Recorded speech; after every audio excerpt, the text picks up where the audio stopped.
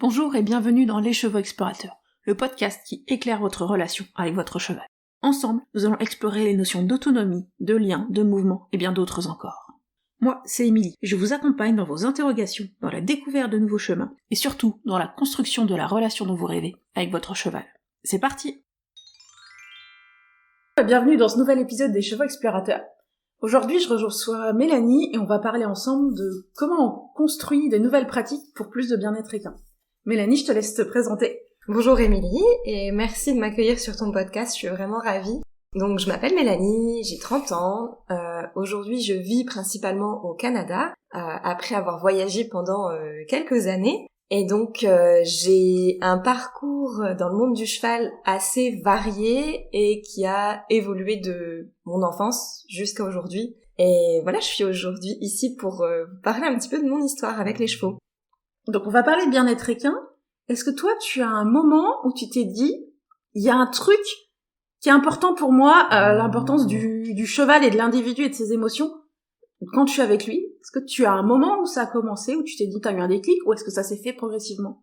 Alors j'ai eu quand même un assez gros déclic. Donc j'ai fréquenté depuis mon enfance, donc quand j'avais 6 ans, jusqu'à le début de l'adolescence à peu près, quand j'avais 14 ans, j'étais dans des centres équestres très traditionnels où voilà, on pratiquait le dressage, le saut d'obstacle, j'ai passé mes galops. On était avec des chevaux qui vivaient en boxe, voilà, donc on n'était pas vraiment dans le bien-être équin.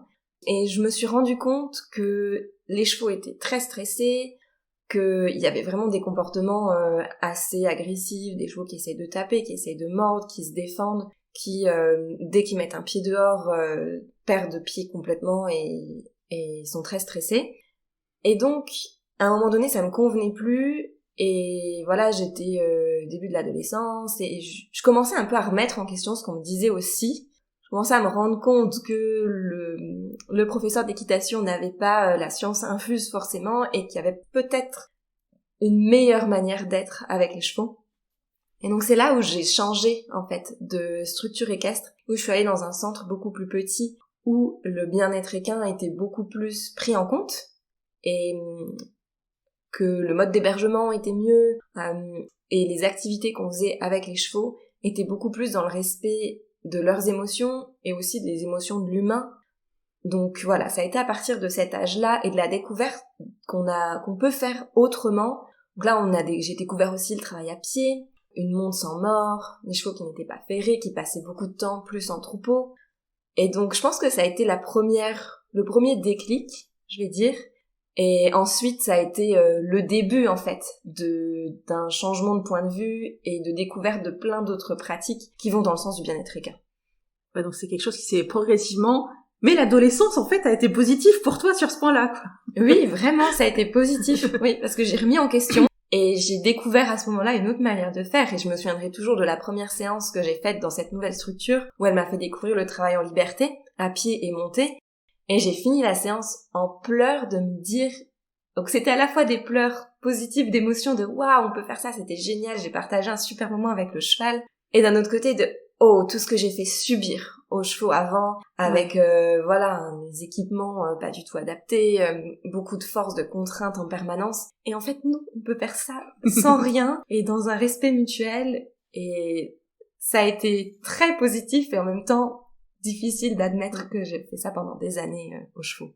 Ouais. C'est pas facile quand on a appris quelque chose et que derrière on se dit « Ah, en fait, j'aurais pu faire autrement, quoi. » Ouais, c'est pas facile. Après, je pense que j'ai eu la chance de vivre ça quand j'étais adolescente et que j'étais vraiment en train de me construire et que, oui, j'avais déjà passé des années en centre équestre avant, mais voilà, j'étais pas encore adulte, j'étais encore en train de me construire sur ma manière de voir les choses. Donc je suis contente que ça soit arrivé assez tôt quand même dans mon parcours. Ouais. Et du coup, t'as continué longtemps dans ce centre équestre-là? Alors, ensuite...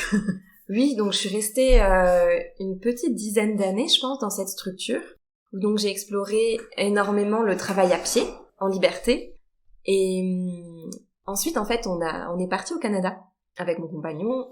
Et à la base, je pensais que ça allait être une pause dans mon parcours avec les chevaux, parce que je voulais pas repartir retourner dans un centre équestre très classique.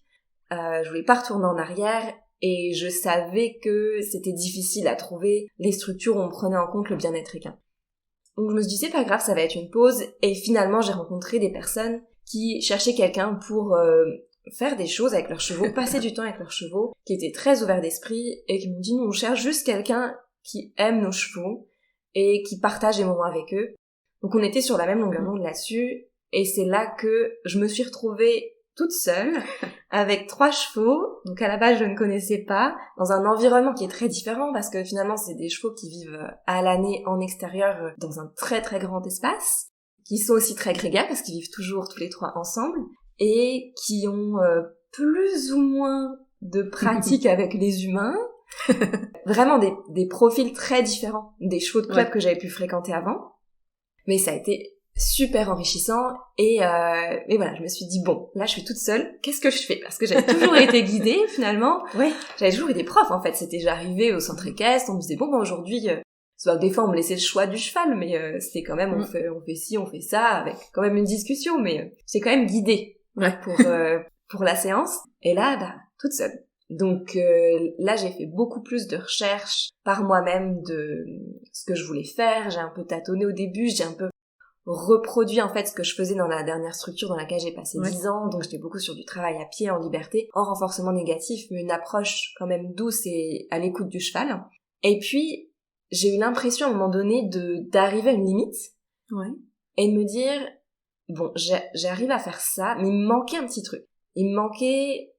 J'avais l'impression de pas réussir à créer une vraie relation avec les chevaux, et c'était vraiment mon but là. Je me suis dit j'ai 3 chevaux, je peux aller voir quand je veux et que j'ai carte blanche sur ce que je fais avec eux. Pour moi mon objectif premier c'est j'ai envie qu'ils soient contents de passer du temps avec moi autant que moi je le suis d'être avec eux, et voilà, j'ai envie qu'il y ait vraiment une motivation qui vienne d'eux, et je veux pas les forcer, vraiment créer une relation, c'était mon objectif premier. Et voilà, en creusant, en lisant, en consultant des comptes sur Instagram, sur les réseaux, j'ai commencé à entendre parler de clicker training. Et bon, j'ai toujours été attirée un peu par les pratiques un peu nouvelles et qui vont dans le sens du bien-être équin. Et je me suis dit bon, pourquoi pas, on va essayer. Et donc j'ai essayé, et en fait ça a été le gros déclic. J'ai vraiment vu des chevaux qui avaient envie d'être avec moi, qui ne se sauvaient plus à l'autre bout du parc quand il s'agissait de faire une séance. Et voilà, avec l'œil qui pétille. Donc voilà, après on était, je pense aussi au début, dans un peu de frustration liée à la nourriture, parce que j'utilisais des carottes, donc très forte valeur. Donc je pense que c'était aussi pour ça, un petit peu. Mais voilà, tranquillement, on a réussi à construire une relation. Et voilà, je voyais que les chevaux étaient contents d'être là. Ils allaient d'eux-mêmes dans la carrière parce qu'ils savaient que c'était l'endroit où on s'entraînait, on faisait des choses. Et ouais, ça a été le gros déclic, un deuxième gros déclic à ce moment-là, dans la pratique du clicker. Donc c'est vraiment le côté, t'as testé et t'as vu l'effet, quoi. Oui, voilà, c'est ça. J'ai fait une première séance avec un des 3 chevaux. Voilà, séance de 5 minutes en contact protégé. Est-ce que, toucher la cible, un peu de garder la tête droite quand je suis à côté de lui, sans que le cheval vienne envahir l'espace, etc. Et puis je suis arrivée 3 jours après, et le cheval est venu directement me voir, et ensuite il est parti en carrière, et il m'attendait de pied ferme en carrière en me regardant, genre c'est parti là, on refait ce qu'on a fait la dernière fois. Et là je me suis dit waouh, ok, c'est ça que je cherche en fait, depuis toutes ces années, en fait c'est ça, c'est que le cheval il ait envie de faire des choses avec moi. Et ça je l'avais jamais vraiment trouvé avant. Voilà, cette envie, ce plaisir commun d'être ensemble en fait, dans des activités où vraiment il y a un échange, on essaie de faire des choses, pas juste passer du temps auprès ensemble, mais vraiment dans l'action. Ouais, c'est ça, c'est te dire, quand on travaille, en fait, il est content de travailler. Ouais, exactement, il est content de travailler. Et du coup, comment t'as développé ça par la suite? Où est-ce que t'as eu envie d'aller une fois que tu t'es dit, ok, mon cheval est content de travailler, maintenant qu'est-ce qu'on va travailler? Ouais. Alors au début, j'ai repris un peu toutes les bases en clicker training. Donc est-ce que tu peux marcher à côté de moi en liberté à mon épaule? Est-ce qu'on peut s'arrêter? Est-ce qu'on peut tourner? Voilà, j'ai repris un peu toutes ces bases-là. Et ensuite, je suis rentrée un peu dans le clicker training par tout ce qui est les petits tours. Un peu, est-ce qu'on peut mettre les antérieurs sur un pneu? Est-ce qu'on peut apprendre le sourire? Est-ce que voilà, toutes ces petites choses que je trouve que c'est une porte d'entrée entre guillemets un peu facile avec le clicker, parce que c'est des choses que les chevaux apprennent vite et c'est différent de tout ce qu'ils ont pu faire avant. Et donc pour eux peut-être que c'est plus facile de comprendre que les règles du jeu sont différentes maintenant que sur des exercices qu'ils ont déjà fait dans le passé qui étaient plus enseignés de manière coercitive. Donc au début je suis rentrée par là. Et ensuite, j'ai vu qu'il y avait des besoins, surtout au niveau de Pepper, donc un des 3 chevaux dont je m'occupais, tout ce qui était soins, c'était compliqué. Donc, que ce soit la prise du vermifuge, que ce soit le spray anti-moustique. Le spray. Le spray, voilà, il le voyait à distance, et c'était déjà, je me sauve à l'autre bout du parc, et c'était même pas la peine d'entendre le pchit, et je savais que les propriétaires me disaient que c'était compliqué avec lui, qu'il fallait vraiment l'attacher, et qu'il était en panique à ce niveau-là. Et je me suis dit, avec le clicker, il y a moyen de faire quelque chose, c'est obligé. Et du coup, j'ai creusé à ce niveau-là et j'ai vraiment vu de super résultats. Et assez rapidement, j'étais épatée de la rapidité. Oui, donc par exemple, au niveau du spray, ça a été de lui redonner le contrôle un peu sur ce qui se passe. Donc avec le start button, il touche le spray avant que le spray s'active, que le monstre spray s'active avec le pchit qui lui faisait vraiment peur. Et voilà, et au lieu d'avoir un cheval qui panique à la vue du spray ou au bruit, et ben voilà, on faisait ça en liberté, et j'avais un cheval qui au début était quand même un peu crispé, mais qui restait avec moi. C'est déjà un gros progrès. C'est déjà un énorme progrès. Et par la suite, voilà, sur la fin, j'arrivais à sprayer le corps entier, sans avoir, alors peut-être le premier spray un petit sursaut, quand même, mais de pouvoir sprayer le corps, et ensuite une récompense, et puis c'était fait, et puis on n'en parle plus, quoi. Ouais. Donc, là, ça a été un peu ma deuxième porte d'entrée dans le clicker. Et t'as senti vraiment que sur le côté émotionnel, venir les soins coopératifs, ils faisaient pas juste pour avoir la récompense, mais que ça apportait plus, enfin aussi au niveau émotionnel ou pas? Ouais, complètement. Je pense que ça lui redonnait du contrôle sur ce qui se passait, et lui, il avait vraiment besoin de ça. Besoin de savoir que s'il touchait pas la bouteille, ben j'allais jamais activer le spray. Et il l'a touché, la bouteille. Ouais. Et voilà, ça a tellement changé son émotionnel, c'était radical. Ouais. Et ça a été super vite. Et ça a été rapide, oui, vraiment. On partait de très loin, quand même, avec un cheval qu'il fallait vraiment aller chercher, attacher, et après sortir le spray, sinon c'était même plus la peine, on pouvait pas l'approcher. Et qui vraiment était dans la fuite et dans la panique, essayait de se cabrer et tout ça, quoi. Ouais, quand même. Il était sur quelque chose il avait vraiment peur de ça. Et donc voilà, en quelques semaines, avec des mini-séances, je pouvais le sprayer en liberté sans problème. Donc oui, pour moi je considère que oui, c'était rapide. Ouais. Bah, en quelques semaines, quand on passe une grosse peur, c'est génial, quoi. Ah oui, vraiment, Ouais. Et là, je me suis rendu compte de la puissance du clicker training et du fait que oui, on peut apprendre des petits tours, etc., et que c'est rigolo et que ça permet un peu de créer du lien avec le cheval, qu'on est vraiment dans une optique, même nous, dans quelque chose, dans le jeu, et pas dans un objectif très rigide, sérieux, mais que on peut aussi aller plus loin et on peut aider le cheval dans ses émotions et dans la gestion du quotidien, en fait. Et ça, je trouvais ça incroyable. Oui, c'est vraiment, t'es parti sur cette idée que le but c'est d'aider le cheval plus que d'aider l'humain, quoi. Enfin, de faire ce que l'humain a envie de faire, mais vraiment sur l'optique de qu'est-ce que je peux apporter au cheval. Oui, c'est ça. Et je trouve ça génial qu'on puisse aussi simplifier le quotidien de ces chevaux-là qui ont parfois des difficultés dans juste mettre l'icole, d'accepter des soins mais courants, là aussi la prise des pieds. Donc eux avaient pas de soucis par rapport à ça, mais c'est aussi quelque chose qui peut être travaillé en clicker. Voilà, tous ces soins du quotidien qui peuvent être difficiles à gérer pour les chevaux et qui vivent ça tous les jours. On se dit, mais tous les jours, ils vivent du stress. Alors qu'en fait, avec du travail, de la patience, on peut régler ça et on peut rendre ça plus facile pour le cheval. Mais au final, ça a des répercussions directes sur l'humain parce que avoir un cheval qui accepte les soins et même qui participe activement aux soins, c'est un bonheur, je pense. Ça simplifie tellement la vie. Et après, pour moi, une fois qu'on a ça, ces bases-là avec un cheval, qu'on sait qu'on peut manipuler, faire des soins sans problème, et ben après, le reste, c'est du bonus, en fait. Donc, on peut profiter de tout le reste. Et ça, c'est vraiment un gros apport, je trouve, du clicker. Et tout le reste, une fois que t'as construit ça, qu'est-ce que t'as envie de mettre dans tout le reste? Est-ce que t'es revenu sur ce que t'avais appris avant? Est-ce que t'as essayé d'autres choses? Donc en fait, à un moment donné, quand j'ai commencé le clicker training et donc l'entraînement en renforcement positif, je me suis vraiment dit, ok, il faut que je perde perdre c'est un grand mot, mais que j'essaye de désapprendre et apprendre à mon cerveau et à mon corps d'agir différemment avec les chevaux. Et donc, perdre un peu l'habitude d'utiliser la pression à tout bout de champ Et ça, c'est un apprentissage aussi pour nous et pour le cheval, voilà, de comprendre que maintenant ça fonctionne différemment et qu'on peut communiquer de manière différente sans que tout le temps nous on soit en train de les mettre dans l'inconfort. Et donc ça a été un grand apprentissage, ça a pris du temps. Voilà, après je me suis débarrassée aussi de certains outils qu'on utilise beaucoup quand on fait du renforcement négatif, donc notamment le stick. Donc là c'était rangé au placard, on l'utilise plus. Et même le licol au début et la longe, je les utilisais plus parce qu'en fait, les réflexes reviennent trop vite quand le cheval s'éloigne, non, on veut le récupérer, du coup, on reprend la longe et donc voilà, au début, c'était vraiment exclusivement de la liberté que j'ai fait avec eux, justement pour ne pas être tentée de revenir sur des anciens schémas que j'avais pratiqués auparavant.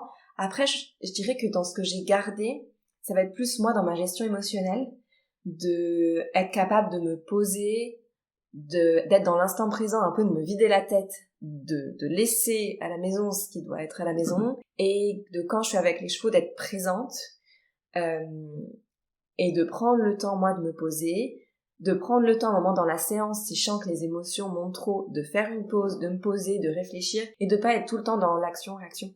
Ouais. Donc ça c'est quelque chose que j'avais développé donc dans le second centre équestre que je fréquentais en France. Donc ça, je l'ai gardé. Vraiment ce côté plus gestion émotionnelle. Et au final, je trouve que ça se combine bien avec l'approche en renforcement positif parce que on est aussi, parfois même plus que dans le R-, je trouve, nous, on peut ressentir de la frustration aussi. Et c'est un travail à faire aussi sur nous-mêmes, d'accepter que le cheval nous dise non, sans nous le prendre personnellement. Et la patience, toutes ces choses-là. Donc ça, je l'ai gardé. Voilà, il y a des choses que j'ai laissées de côté, et il y a des choses que j'ai gardées, les choses que je pensais qui seraient pertinentes dans une approche en renforcement positif. Il y a un gros côté, gestion de nos propres émotions en tant qu'humaine, c'est pas le plus facile. Hein. C'est vraiment pas le plus facile, oui. Et ça, je trouve que ça génère vraiment des émotions différentes par rapport au travail en R-, quand on travaille en R+. Je trouve, on se retrouve confronté à des choses auxquelles on n'avait pas l'habitude avant. Donc notamment, des fois un cheval qui est un peu qui peut être envahissant. Comment gérer ça? Un cheval qui nous dit non. Comment gérer ça? Et c'est des choses qu'avant, en fait, on gérait pas tant parce que un cheval envahissant, c'était vite réglé. Et en général, les chevaux étaient pas trop envahissants parce qu'ils avaient pas tant envie d'être avec l'humain, finalement. Et le fait que le cheval dise non, en général, quand on est dans une approche plus traditionnelle, en fait, le cheval n'a pas le droit de dire non. Donc, du coup, c'est géré différemment. Donc je trouve qu'on est vraiment des émotions différentes, mais qu'il faut apprendre à gérer aussi en tant qu'humain. Ouais, carrément. T'as une astuce à transmettre sur comment gérer ces émotions aux personnes qui nous écoutent? Alors, moi, ce qui marchait plutôt bien, c'est qu'en début de séance, j'essayais toujours de me poser dans la carrière, dans l'espace de travail avec l'animal, et de prendre vraiment là de me poser, de respirer, parfois même de fermer les yeux et de me concentrer sur tous mes sens. Donc, qu'est-ce que j'entends, qu'est-ce que je sens, après je rouvre les yeux, qu'est-ce que je vois, et ça permet de s'ancrer dans l'instant présent, je trouve, et de vider un peu le cerveau de ce qui est un peu des autres pensées qu'on peut avoir. Et seulement une fois que ça c'est fait, aussi regarder le cheval, comment il a l'air de se sentir à ce moment-là, et ensuite, on commence la séance. Et prendre vraiment ce temps au début, pas de rusher, d'arriver et de « Ok, le cheval est dans la carrière, ok, on y va, c'est parti, on fait la séance tout de suite ». Alors que nous, on est déjà peut-être dans un état assez haut au niveau de nos émotions. Donc prendre ce temps-là. Et après, pendant la séance, si je sens que moi ou le cheval, on monte trop haut dans les émotions, je dis « Ok, on fait une pause ».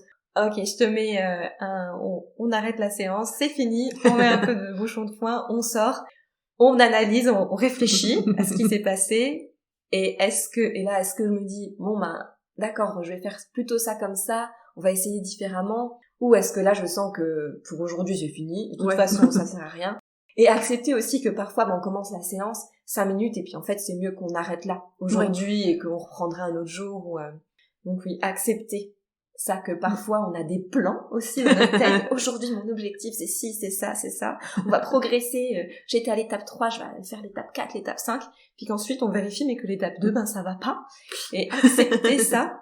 Je pense aussi c'est à force de le faire qu'au début c'est difficile, mais que à force de le faire, je pense notre cerveau accepte aussi ça, et puis on change de manière de voir les choses, et on se détache un peu moi personnellement, de ce qu'on a pu m'enseigner, que de toute façon il faut le faire, même si le cheval aujourd'hui ça ne va pas. De toute façon, par exemple, l'obstacle, il faut qu'il aille le sauter. C'est tout. Et arriver à se détacher de ça, qu'on nous a enseigné plus jeune, donc c'est ancré aussi. Réussir à se détacher de ça et de se dire non, c'est pas aujourd'hui, c'est pas grave, ça sera demain ou après-demain. Ouais, puis... cette recherche d'un résultat concret, et toujours d'être dans la progression. Oui. Ouais. Et ce côté, la gestion des attentes en R+, où il faut accepter parfois de reculer pour mieux avancer, et peut être vachement difficile, ouais. Exactement. Oui.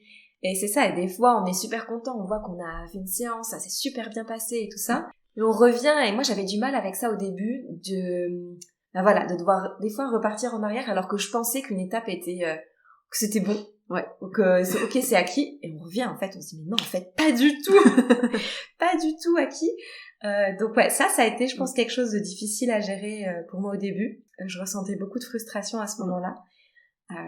Mais oui, je pense que c'est le temps et la pratique, et être bienveillant envers soi-même aussi, et accepter qu'on ressente des émotions. Après, il y a une chose aussi que je faisais plus sur la fin, et que j'ai fait aussi quand je coachais bénévolement des jeunes en clicker training avec les chevaux, c'est qu'à la fin de la séance, c'était on se posait 3 questions. Qu'est-ce que j'ai aimé que mon cheval a fait aujourd'hui ? Qu'est-ce que j'ai aimé de ce que j'ai fait aujourd'hui ? Et dans quoi est-ce qu'on pourrait progresser pour la prochaine fois ?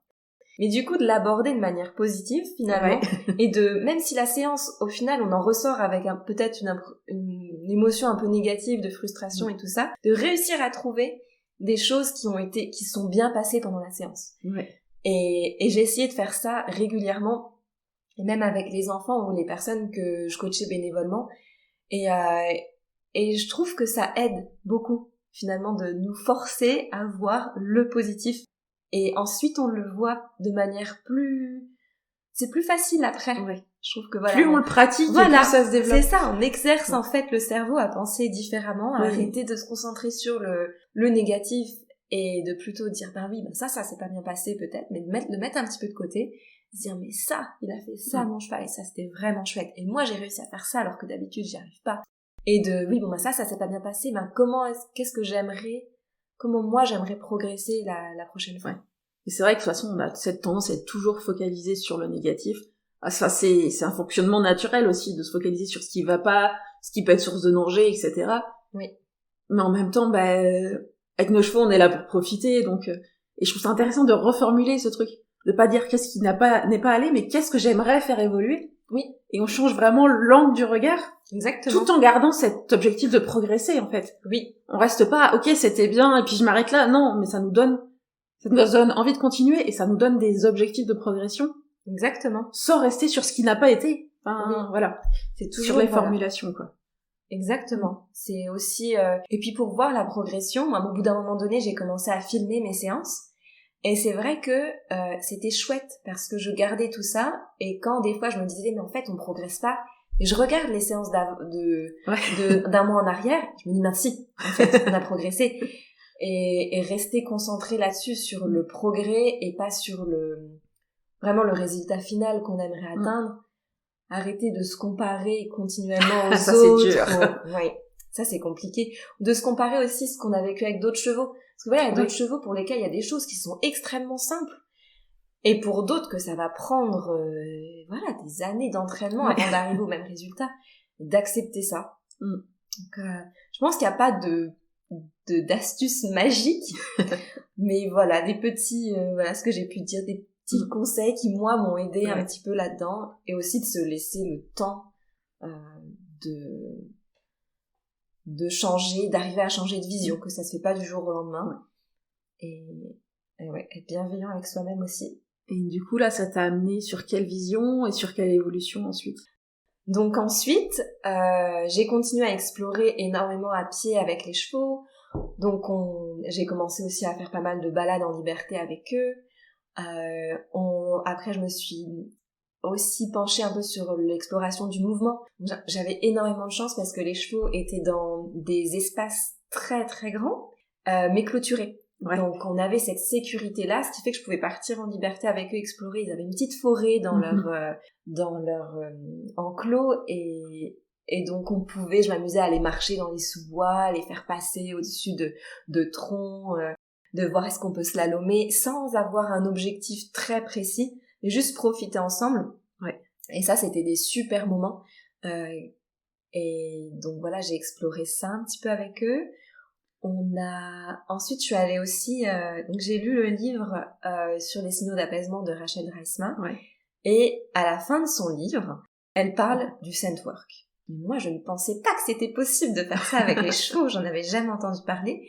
J'ai lu ce livre quand j'étais en voyage, et donc je n'avais pas à ce moment-là de chevaux avec qui tester, mais c'était vraiment dans ma tête, je me suis dit, il faut vraiment que j'explore ça. Alors c'est quoi le scent work? Alors le scent work, donc ce dont elle parle dans le livre, on va être vraiment sur le fait que le cheval va suivre une trace olfactive pour arriver à un sac avec une récompense alimentaire. Donc, on va en fait...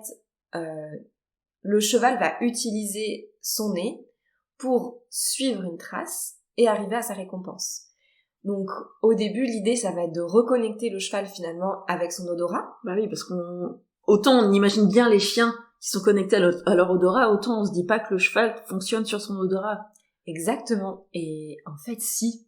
Mais dans le contexte des chevaux domestiques, il l'utilise très peu parce que finalement la nourriture est toujours au même endroit et ils n'ont pas ce déplacement que les chevaux sauvages ou les chevaux férots peuvent faire dans la nature. Ils n'ont pas a priori de gros prédateurs qui risquent de les dévorer. Ils n'ont pas non plus différents troupeaux avec l'étalon n'a pas à vérifier que il doit protéger son troupeau face à un éventuel autre étalon qui serait dans les alentours. Donc en fait, ils ont plus tant l'utilité de leur odorat dans la vie domestique, mais ça reste que c'est quelque chose qui est en eux en fait. Ouais. Et moi, je sais que j'avais remarqué quand je me baladais en forêt avec les chevaux que un des 3 chevaux, Benji, avait constamment son nez au sol. Et ça me faisait rire parce que je le voyais et je me disais, on dirait un chien qui suit une traque. Mais j'avais jamais entendu parler de scent work. Et après coup, je me dis, il aurait été incroyable au scent work parce qu'il finalement, il utilisait quand même son nez comparé aux autres. Et donc, je trouve ça fascinant, le fait que ils aient un odorat vraiment développé qui leur permettent de suivre une trace, alors que nous, on a un odorat vraiment très peu développé. Et voilà que eux, ils ont ça, ce super pouvoir-là, ce super nez. Et je trouve ça fascinant de leur proposer une activité où eux, ils ont vraiment plus de compétences que nous. Et que c'est eux qui nous guident. Donc là, t'étais en voyage, donc t'étais partie des chevaux que tu t'occupais et t'as été ailleurs ensuite et t'as pu tester le scent work, c'est ça? Exactement. Donc là, j'étais en voyage au Canada et ensuite, donc j'avais quitté les 3 chevaux dont je m'occupais. Ensuite, on est parti en Nouvelle-Zélande où j'ai passé 2 mois avec Bex Tasker, donc de Positively Together. Et elle avait déjà donc les livres sur le scent work. C'était quelque chose qui l'intéressait, mais qu'elle n'avait pas pris encore le temps d'explorer avec ses chevaux.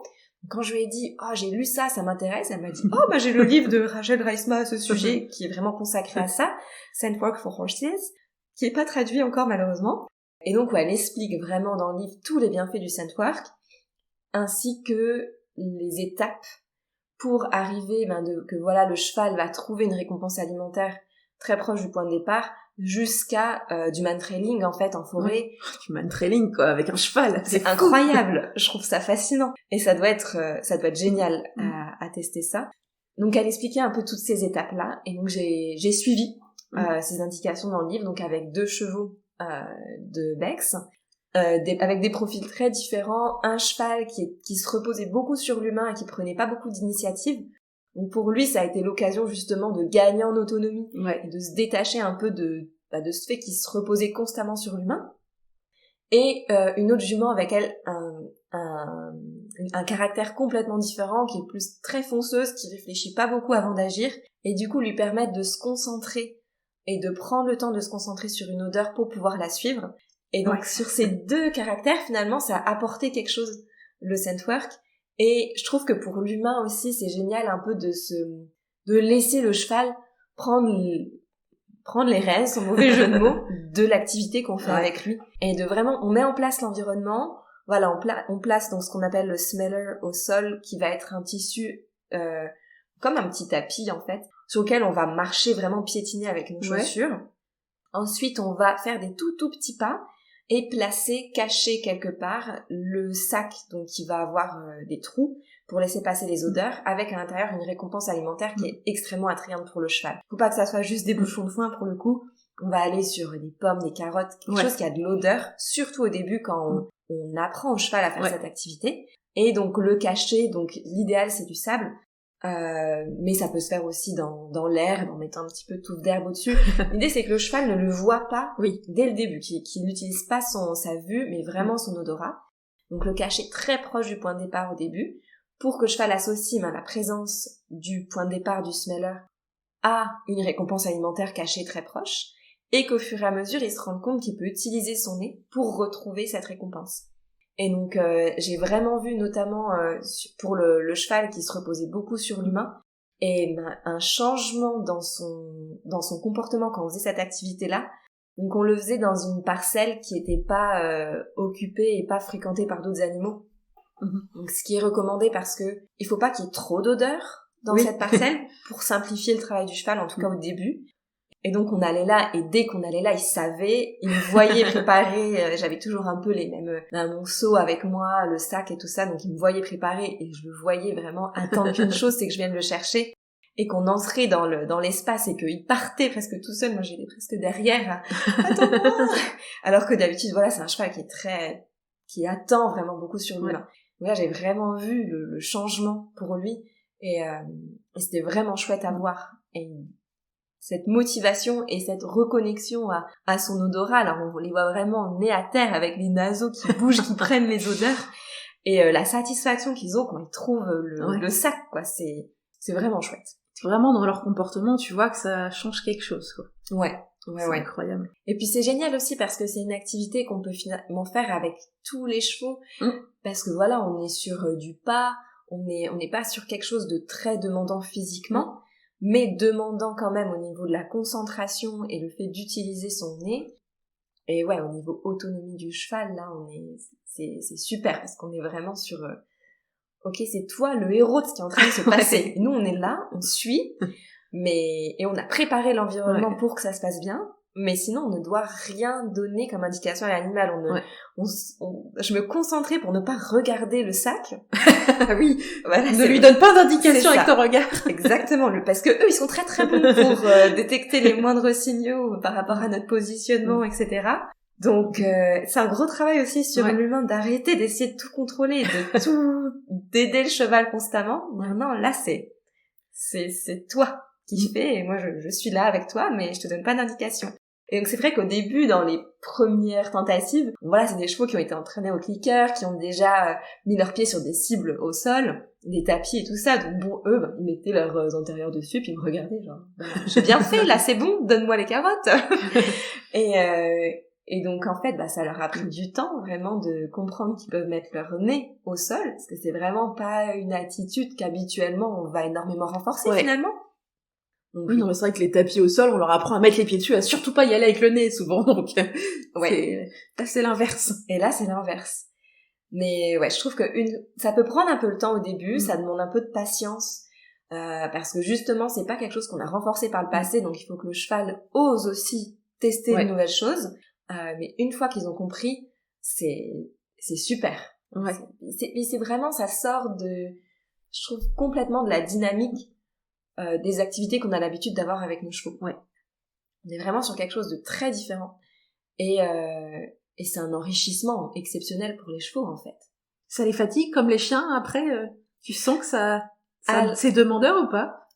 Je pense que oui. Après, comme j'ai fait ça pendant seulement 1 mois, et moi aussi je tâtonnais, et voilà, au début, je pense que j'ai pu faire aussi des erreurs. J'ai pas vraiment remarqué ce côté fatigue, c'était plus parce que la traque était relativement courte. Donc moi, j'étais vraiment juste j'étais arrivée à la fin à quelques mètres. Donc on n'était pas vraiment sur suivre une traque pendant plusieurs minutes. C'était très court. Mais en effet, je pense que si on arrive par exemple à du man-trailing où le cheval suit une traque pendant vraiment plusieurs minutes, une dizaine de minutes, je pense que oui, on peut avoir un peu le même effet qu'avec les chiens finalement. Puis ça peut être intéressant sur un cheval qui est en réhabilitation et tout ça. Même un cheval qui peut pas bouger beaucoup, ça peut être Ah oui, tout à fait. intéressant, quoi. Je pense que c'est vraiment super intéressant. Et voilà, le cheval est vraiment en mode recherche, quoi. Et ça, on sait que ça active plein de... Il y a que du bon, en fait, là-dedans. Ouais. Et toi, derrière, ça fait comment les émotions? Alors, au début, c'est vraiment ce lâcher-prise-là que j'avais... Le lâcher-prise, c'est quelque chose sur lequel j'avais travaillé déjà depuis longtemps. Mais là, on est à un niveau encore au-dessus, quoi. De vraiment... je suis le cheval, je lui donne vraiment aucune indication et je fais juste le suivre. Et même s'il part dans la mauvaise direction, je n'interviens pas. Oui. Donc c'est très demandant aussi, mais voilà, je trouve ça super intéressant à creuser comme idée et voilà, je pense que quand on est dans une approche comme ça avec les chevaux, on veut leur donner plus d'autonomie, on veut que ça soit un moment agréable qu'ils passent avec nous, on va avoir moins de micro-management, là, micro-contrôle de ce que fait le cheval. Je trouve que c'est une super activité à explorer. Après voilà, au début on commence par des sessions vraiment très très courtes de quelques secondes parce qu'on veut qu'il y ait cette association avec le smeller au début.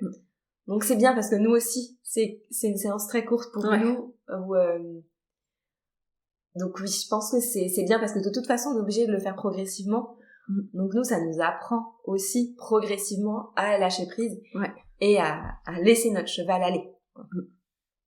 Et du coup, à la fin, c'est toi qui lui donnes la récompense qui est dans le sac? Alors, à la fin, donc en général, les chevaux, ils vont naturellement avoir un comportement quand ils vont trouver le sac. Donc là, les chevaux que j'entraînais, ils frottaient leur museau sur le sac. Et donc là, moi, c'était mon signal de « ok, ils l'ont vraiment trouvé ». Donc là, en fait, j'y vais, j'ouvre le sac. Et donc, j'ai testé plusieurs options. Au début, j'avais ouvert le sac et ils mangeaient dans le sac, mais c'était un petit peu compliqué. C'est ce qu'elle préconisait dans le livre, mais avec la pochette qu'elle utilisait. Moi, j'avais juste pris un sac, les sacs fraîcheurs, là où on met les légumes dedans, où il y avait tout petits trous. Faut vraiment qu'il y ait des petits trous. Parce que justement, si on entraîne dans la carrière, dans du sable, on veut pas forcément que le sable rentre dedans. Et voilà. Donc je trouvais que le sac fraîcheur, c'était pas mal, mais il n'était pas aussi ergonomique que elle, je pense, la pochette qu'elle utilisait, où c'était vraiment une pochette plus fermée, avec un petit endroit, avec un filet, en fait.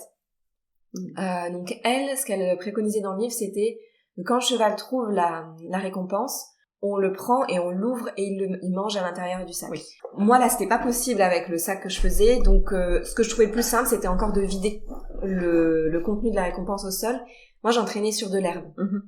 Donc je trouvais que c'était le plus facile parce que vraiment je pouvais vider, il mangeait et c'était bien comme ça, parce que quand ça restait dans le sac, il y avait un peu ce côté frustration, des fois, il n'arrivait pas à atteindre un peu galère. Là, il mangeait sa récompense à même le sol, quand on a pu, on a pu. Donc, il n'y a pas trop le côté frustration qui entre en jeu.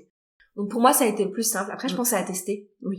En fonction du cheval, en fonction de la pochette qu'on utilise, et puis voir ce qui fonctionne le mieux, finalement. Et du coup, c'est quoi le premier truc que tu conseillerais de faire pour tester le scent work? Ou tester l'odorat du cheval de manière plus générale? Alors du coup, moi j'ai commencé par un peu des jeux olfactifs qui ne sont pas directement du scent work et du suivi de track. Donc j'ai proposé, donc elle appelle ça, je pense, l'enrichissement olfactif. Donc on va être vraiment emmener le cheval dans un endroit où il se sent bien, avoir une autre source de nourriture, de l'eau, un fil à foin, et avoir placé à l'avance des objets dans cet espace, et sur un des objets, dans un premier temps, mettre une odeur dessus. Donc moi, je sais que j'avais frotté du persil, je pense, sur un tissu, et ensuite quitter l'espace, vraiment sortir de l'espace pour pas que l'on intervienne, et laisser le cheval explorer. Et donc on voit vraiment, donc moi j'avais mis, je sais plus, 3 ou 4 objets, dont une serviette avec l'odeur du persil dessus. Donc on voit qu'il va explorer les objets, et quand il tombe sur la serviette, il va vraiment passer du temps dessus, on voit au niveau de ses naseaux qu'il se passe des choses, et frotter le museau dessus, pour ensuite revenir aux autres objets, et puis revenir à la serviette avec l'odeur. Et moi, personnellement, l'odeur du persil, je la sentais vraiment pas fort sur la serviette. Ils disent de pas mettre beaucoup. Pareil que si on utilise des huiles essentielles pour faire ça, qu'il faut vraiment le diluer avant. Pas que ce soit des odeurs trop agressives, parce que sinon, ils vont même pas y aller, ils le sentent de trop loin. Et éviter carrément. C'est ça. Donc j'avais commencé avec ça, et ensuite j'avais proposé aussi quelques jeux, un peu les jeux type puzzle qu'on peut proposer, donc les balles à faire rouler pour faire tomber les récompenses. Bon, ça après c'était des jeux qu'ils avaient déjà fait par le passé, donc ils connaissaient déjà le concept, mais je leur ai reproposé pour un peu réactiver ce côté utiliser son nez.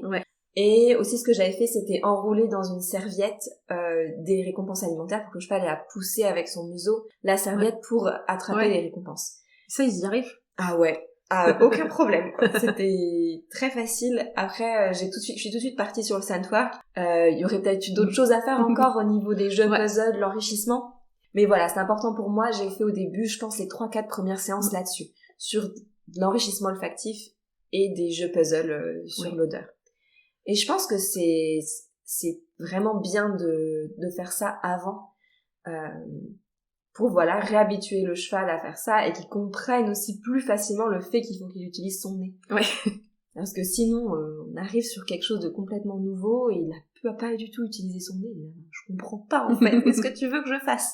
Donc je trouve que ça a quand même aidé.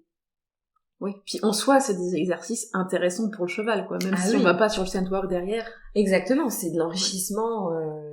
Ah oui, tout à fait. Je trouve ça super intéressant dans tous les cas, même si on veut pas aller sur du sandwork après. Il y a que du bonus, quoi. Puis peut-être même nous de les observer, ça doit être super intéressant à regarder. Ouais, exactement. De prendre aussi ce réflexe d'observer, de préparer l'environnement pour notre cheval, de le mettre là comme si c'était un peu c'est ton parc de jeu, quoi. On sort de là et puis on observe vraiment. Au début, je devais vraiment m'éloigner loin pour pas que eux ils soient tentés de revenir à la barrière et me dire qu'est-ce qu'on fait, quoi. Ouais, c'est ça. Et vraiment leur dire non, là c'est toi, c'est ton truc. Et de les observer, de voir comment ils réagissent, de filmer aussi, voir un peu les différences entre les chevaux. Je trouve ça fascinant. Et c'est une autre façon encore d'être avec nos chevaux, quoi, juste de prendre le temps de les observer en leur proposant des choses sans intervenir. Sans chercher à faire quelque chose. Oui, à leur faire quelque chose et se voir leur réaction et observer. Oui. Ouais, puis c'est marrant, tu dis, ils ont quand même cette habitude que quand l'humain est là, on va faire des choses avec l'humaine et pas forcément aller prendre leurs propositions, c'est ça. Leur propre décision, quoi. Ouais. Je pense que ça pourrait être aussi une bonne manière d'introduire un travail avec le cheval où il a plus d'autonomie. Pour des chevaux peut-être qui sont très renfermés, un peu en impuissance acquise, qui vont être complètement fermés, leur proposer des activités comme ça, où du coup l'humain est pas forcément présent dans l'espace. Et peut-être aussi que ça va un peu leur permettre de s'ouvrir plus facilement. Pour après qu'ils arrivent à s'ouvrir dans l'échange quand on est avec eux et que là on leur propose des choses. Je pense que ça peut aider aussi. Et du coup, là t'en étais où avec ton travail global avec les chevaux ou avec le renforcement positif? Est-ce qu'il y a des choses aussi en dehors du sandwork qui ont pu évoluer à ce moment-là? Alors donc quand je faisais le sandwork, donc j'étais chez Bex en Nouvelle-Zélande, et à ce moment-là aussi je travaillais pas mal tout ce qui est soins coopératifs. Et là, c'était notamment sur la prise du vermifuge. Donc voilà, on avait une pouliche qui était paniquée à l'idée de prendre le vermifuge. Elle n'avait pas encore eu le temps de l'entraîner vraiment à ce niveau-là. Donc voilà, une jument qui se cabrait, qui était vraiment en fuite et défense à ce niveau-là. Donc elle m'avait dit, si ça t'intéresse le soin coopératif, tu peux travailler ça avec elle. Et donc c'est ce que j'ai fait. Donc on est parti au début très progressivement parce qu'on partait loin avec elle. Donc sur une seringue vide, lavée avec juste ciblé, touché avec le museau, mis en place aussi un start button où elle venait vraiment poser sa tête contre ma main et qu'ensuite je sortais la seringue et que tranquillement on allait est-ce que je peux approcher la seringue de la tête, est-ce que je peux la toucher au niveau de la tête, du museau, est-ce qu'on peut insérer légèrement la seringue dans la bouche, et très progressivement. Et ça aussi ça a été très intéressant parce que on est parti d'une jument qui était vraiment stressée à la vue de la seringue, à une jument qui même au début était un peu trop enthousiaste, donc qui me croquait la seringue, vraiment oui c'est ça qu'il faut faire. Et donc du coup ça on a dû réadapter aussi pour vraiment juste qu'elle soit dans le poser sa tête et accepter que j'approche moi la seringue sans que elle vienne dévoré. Et donc voilà, encore très rapidement, on a réussi à changer l'émotion à ce niveau-là. Et puis voilà, tranquillement, on a évolué avec des seringues qui avaient l'odeur du vermifuge.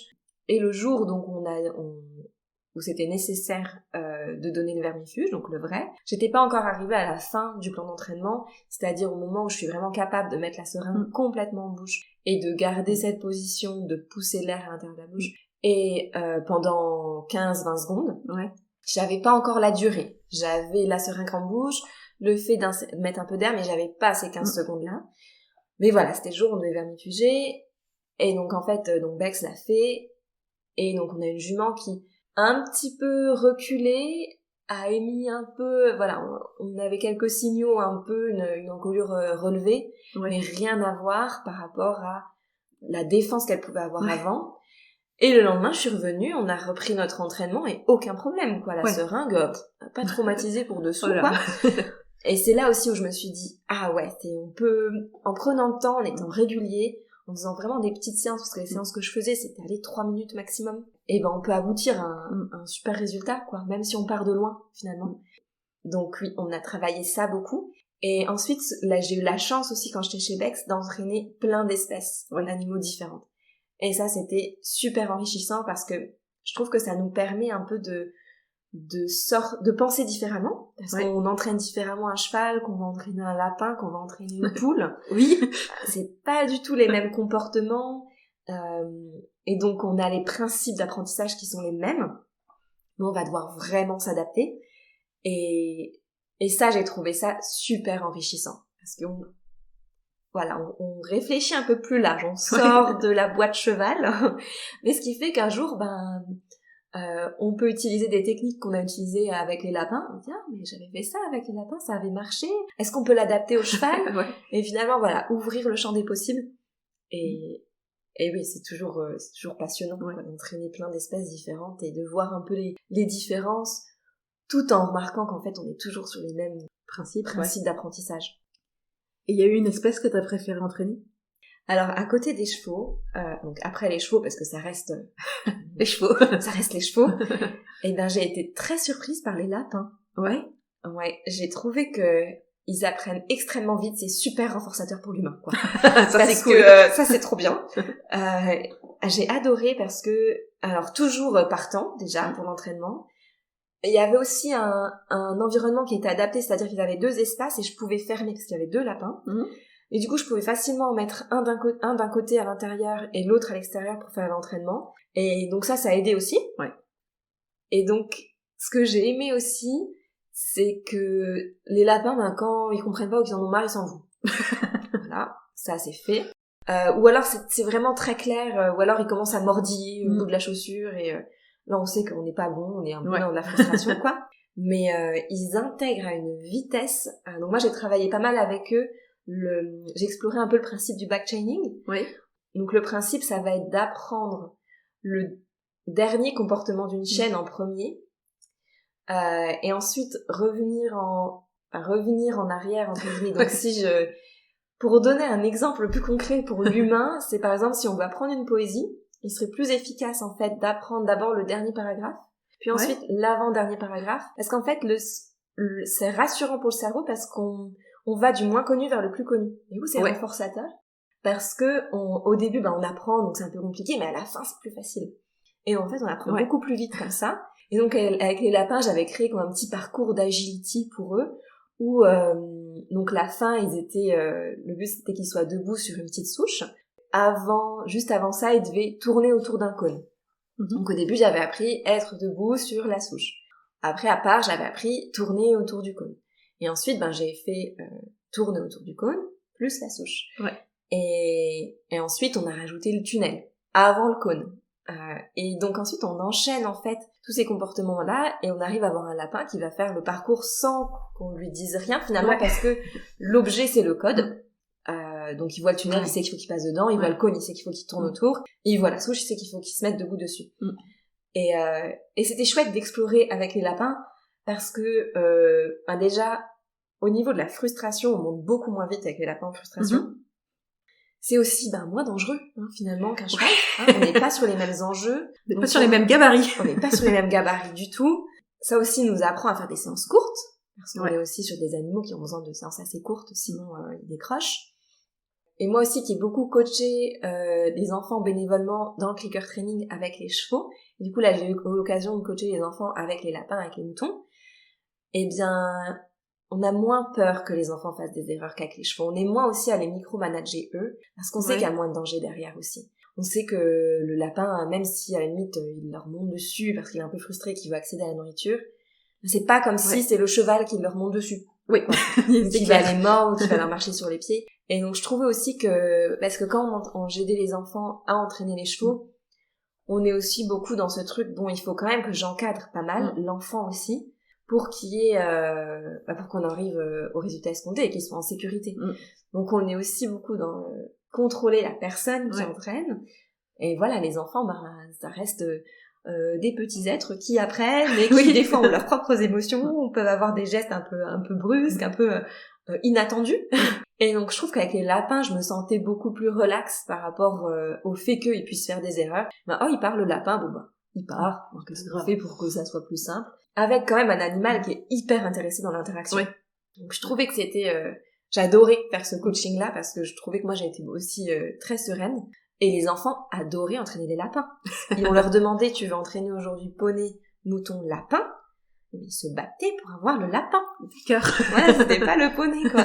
Et je pense que eux aussi ressentaient ce côté-là de, ils ont plus de liberté pour tester aussi. Ils sont aussi moins impressionnés par le comportement du lapin que du poney. Et puis ils peuvent être directs, parce que souvent avec les poneys, on était dans du contact protégé avec les enfants. Oui. Alors avec les lapins, ils pouvaient vraiment avoir ce contact direct dans l'enclos des lapins finalement. Et puis sur des petits parcours d'agility, c'est ludique aussi pour les enfants.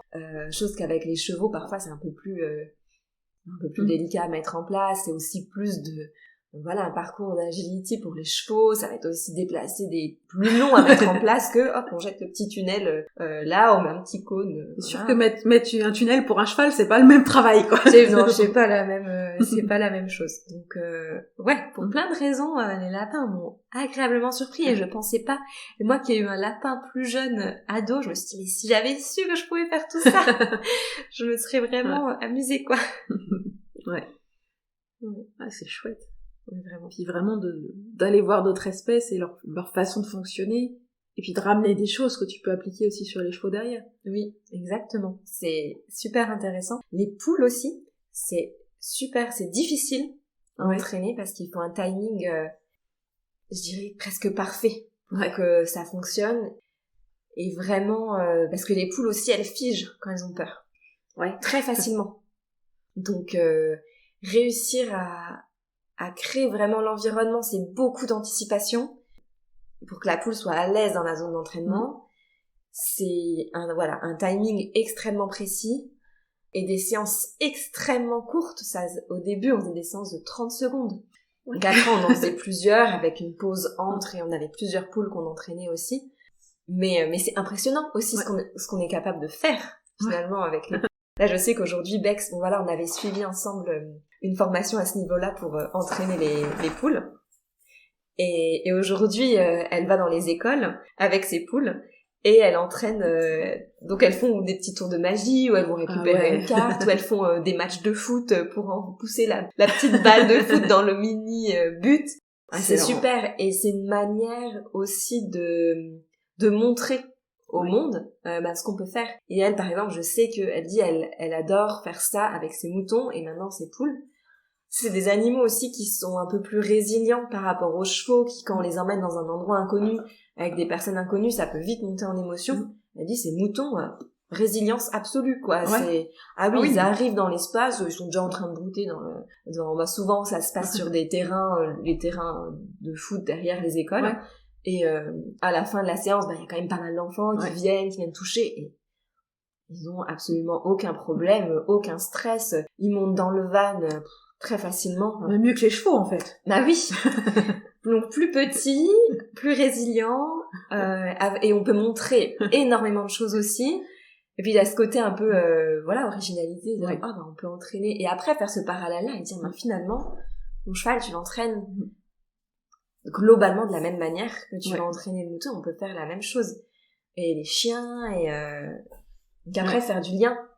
Mais c'est vrai que c'est aussi des animaux avec lesquels parfois il est plus facile de montrer à l'extérieur que les chevaux, où là on va être sur de l'émotion parfois qui est un peu plus complexe à gérer dans des environnements variés. Après ça va dépendre, hein. Mais elle en tout cas c'est ce qu'elle a constaté en ayant testé un peu avec les chevaux, avec les moutons. Elle dit c'est clairement les moutons que ça a le moins d'impact au niveau émotionnel pour eux et que c'est plus facile. La sensibilité du cheval et la taille que ça prend. Exactement.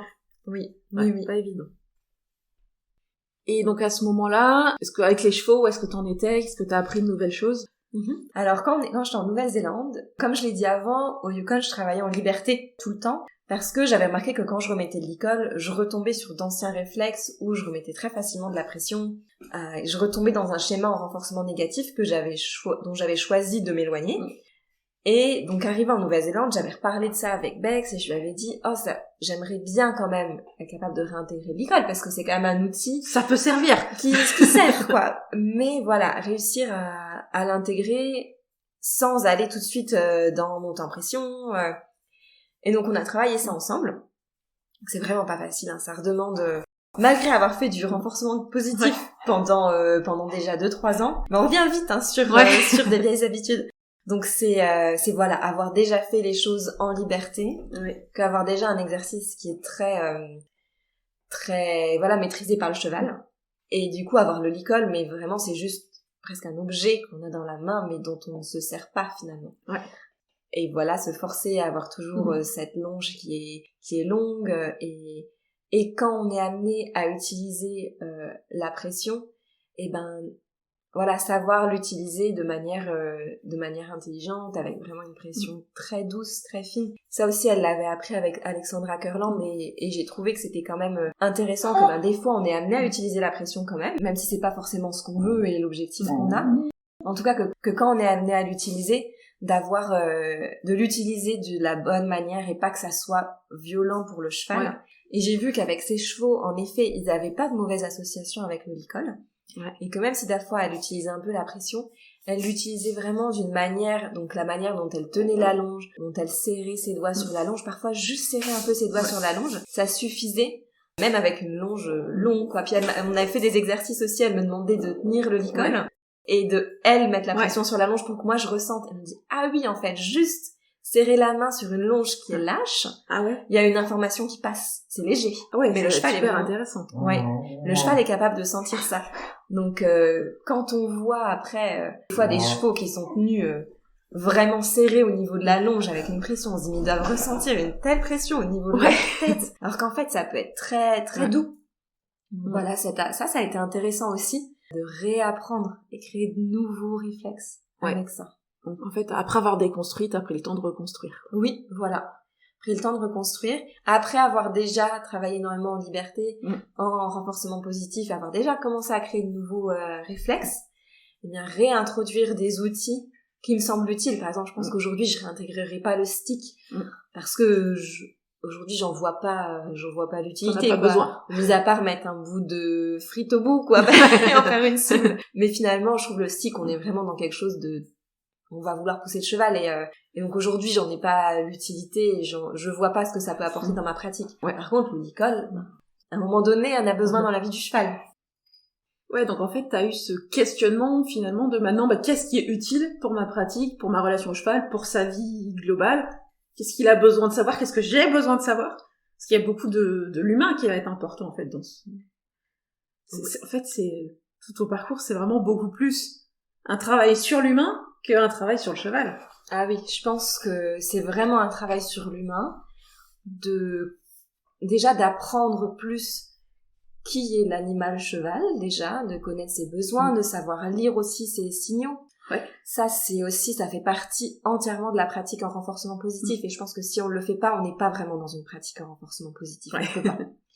On a vraiment besoin de ça, et je pense que même les personnes qui pratiquent le renforcement négatif, il faut cette lecture des signaux du cheval, et ça c'est vraiment un travail sur soi, de prendre le temps d'observer, de prendre le temps d'apprendre à reconnaître ces signaux-là, parce qu'on sait que chez le cheval ça peut être tellement subtil. Ouais. Mais je trouve qu'une fois qu'on a appris à faire ça change énormément de choses aussi dans notre pratique. On est beaucoup plus à même de réagir d'une manière adaptée et d'anticiper éventuellement de savoir lire le cheval pour éviter que ça explose. Et se dire, mais ça sort de nulle part. Ben non, en fait, ça sort pas de nulle part. Après, c'est subtil, et en même temps, une fois qu'on sait les lire, on n'arrive plus à ne pas les voir. Exactement. On les voit tout le temps. C'est clair. Ouais. Et oui, et ensuite faire ce travail-là sur soi, de déconstruire tous des réflexes, des apprentissages qu'on a, que ce soit même des pensées qu'on peut avoir, ou même corporelles, enfin des habitudes corporelles qu'on a avec les chevaux, et prendre le temps, voilà, de tout reconstruire tranquillement à notre rythme et au rythme des chevaux. Ouais, prendre le temps.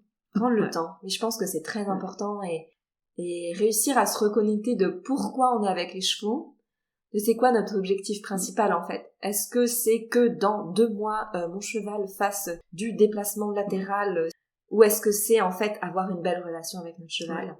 C'est quoi la priorité ? Après voilà, on peut avoir des objectifs, mais c'est quoi la priorité ? Et que quand on bloque un peu dans l'avancée de nos objectifs, réussir à se rappeler de ok, c'est quoi que je veux vraiment avec mon cheval ? C'est quoi ma priorité numéro 1 ? C'est quoi le cœur de mon interaction avec mon cheval ? Voilà. Et je pense que pour tout le monde, l'interaction avec les chevaux, ce qu'on cherche en priorité, ça va pas être la performance, ça va pas... Sinon, on ferait autre chose, en fait. On serait pas avec un être vivant, avec des émotions. Voilà, on achèterait une moto et puis on ferait... Voilà, si on est avec le cheval, je pense que pour tout le monde, c'est avant tout pour l'interaction qu'on a avec eux et la relation. Ouais. Sinon, on ferait pas ça. Sinon, on serait pas avec les chevaux. Oui, on cherche quelque chose de particulier avec les chevaux, c'est sûr. Oui, enfin, je pense. c'est ça. Oui, je pense aussi. Et donc voilà, même si on a appris, je pense beaucoup d'entre nous ont appris plus jeunes, on nous a mis dans cette optique de il faut de la performance, il faut aboutir à quelque chose de concret, d'impressionnant et tout ça. Ouais. Essayer de se reconnecter un peu à... je pense l'enfant qui est en nous et qui est juste content de toucher un poney et puis de sentir ses gros naseaux tout chauds contre nous et de le regarder et de le trouver beau et voilà de réussir à se reconnecter à tout ça. Et oui, c'est du travail, ça prend du temps, mais ça en vaut la chandelle. Ouais. Et du coup là maintenant, t'en es où et où est-ce que t'as envie d'aller alors avec tout ça ? Oui, alors maintenant donc je vais retourner au Canada très prochainement. On va prendre le temps de s'installer parce qu'on va être dans une autre province, donc on va partir en Alberta, qui est quand même une province avec énormément de chevaux. Et donc là, mon objectif, ça va être déjà de continuer à entraîner des chevaux. Donc j'ai pour objectif d'avoir mon propre cheval, mais je sais que voilà, ça va prendre du temps, il faut d'abord que je m'installe, et puis que je trouve une structure et un endroit où je puisse avoir un cheval qui va être bien dans son environnement. Ça, c'est vraiment essentiel pour moi. Donc je sais que ça va prendre du temps. Après, je sais que même dans mes voyages, les chevaux ont toujours été là. Même quand je pensais que j'allais faire une pause. Non, ils étaient toujours là quelque part et j'ai toujours été avec eux, donc je m'inquiète pas trop à ce niveau-là. Et donc après, dans un futur plus ou moins proche, j'aimerais moi-même aider les personnes, les propriétaires de chevaux à développer une belle relation avec leur cheval grâce au renforcement positif. Et j'aime aussi beaucoup le côté transmission auprès des enfants et des adolescents. Et je pense vraiment que éduquer les enfants d'aujourd'hui à ces nouvelles pratiques et qu'ils aient tout de suite ce regard-là, qu'ils aient pas tout ce travail à faire de déconstruction comme nous finalement. C'est clair. De tout de suite leur transmettre du vrai savoir par rapport aux besoins du cheval et qu'ils comprennent eux comment le cheval apprend. Parce que, en fait, moi, comment le cheval apprend, je l'ai appris là, il y a quelques années. Ça fait quand même depuis 5 ans que je fréquentais des chevaux, et je ne savais pas comment ils apprenaient.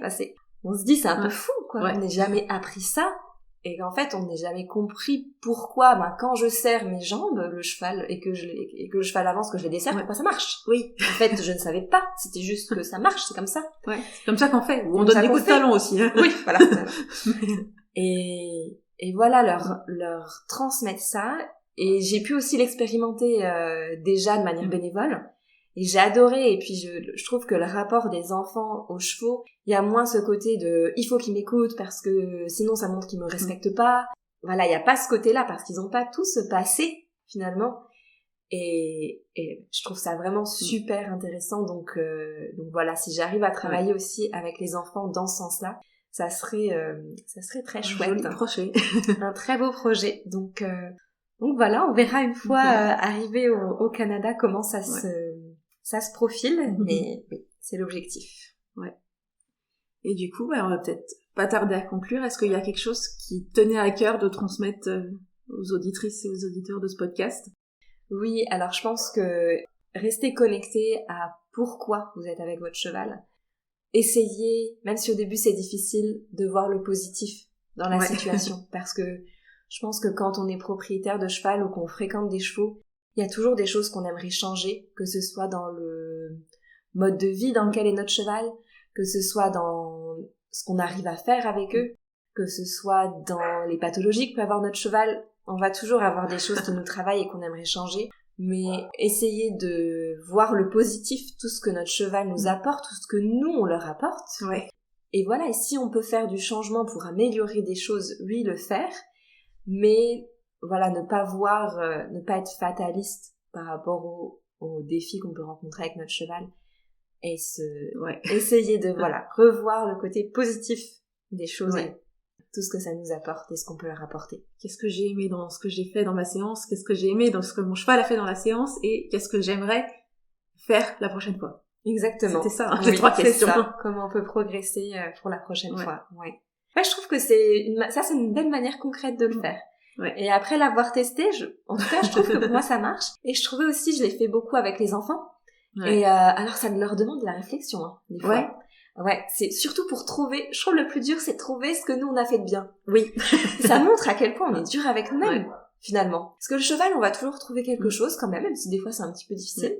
La progression, ça c'est très facile. Ça, on a toujours des choses qu'on sait sur lesquelles on sait qu'on veut progresser. Bah alors trouver quelque chose que nous on a bien fait, ça demande du travail et de la réflexion. Et ça montre qu'on doit être plus bienveillant avec nous-mêmes et savoir voir les choses qu'on fait bien. Et ça, c'est bénéfique au-delà de nos relations avec les chevaux. Ah oui, tout à fait. Je pense que c'est une philosophie de vie qu'on peut appliquer sur plein de choses. Et en Nouvelle-Zélande et au Canada, j'ai même vu des familles qui, avant le repas, avaient une sorte de rituel. Et c'était de partager quelque chose pour lequel ils étaient reconnaissants. Donc c'était de partager quelque chose pour lequel ils étaient reconnaissants. Quelque chose qui leur est arrivé dans la journée, pour lesquels ils étaient reconnaissants. Alors ça peut être je suis reconnaissant d'avoir mangé des spaghettis à midi. Ouais, voilà, des choses très simples. Je suis reconnaissant d'avoir eu un beau rayon de soleil aujourd'hui. Après il peut se passer des choses beaucoup plus dans la journée. Et puis ça commence avec une chose et après ça on voit que les enfants et même les adultes trouvent plus de belles choses qui s'est passé dans la journée. Puis ça déclenche après des discussions à table mais sur des choses positives. Ouais. Et je trouvais que c'était un beau rituel. Ouais, c'est chouette à faire. Et ça fait vraiment le parallèle avec ce côté de se questionner sur les choses positives qui sont passées après la séance avec notre cheval. Ouais, carrément. Merci Mélanie. Est-ce que tu as envie de rajouter une dernière chose? Avec plaisir. Et bien, merci à toi de m'avoir accueillie. Et puis j'ai eu la chance aussi de rencontrer tes chevaux. Et merci pour ça aussi, c'était vraiment sympa. Ouais, c'était très chouette. Et on a fait plein de trucs, tu m'as donné plein de nouvelles idées, donc c'est chouette aussi. Oui, j'ai hâte de voir la suite, que tu me partages plein tout de choses à tester. Exactement. Merci beaucoup, merci à vous de nous avoir écoutés, et à très bientôt. Et voilà, c'est déjà fini pour aujourd'hui. Si cet épisode vous a plu, n'hésitez pas à le partager à vos amis qui pourraient être intéressés. Pour échanger avec moi et ne pas manquer les prochains épisodes, retrouvez-moi sur mon compte Instagram @leschevauxexplorateurs. Et si vous avez envie qu'on aille plus loin ensemble ou que vous souhaitez en savoir plus sur mes accompagnements individuels et mes programmes en ligne, n'hésitez pas à me contacter par mail ou à vous rendre sur mon site internet pour en savoir plus. Tous les liens sont en description de l'épisode. À très bientôt!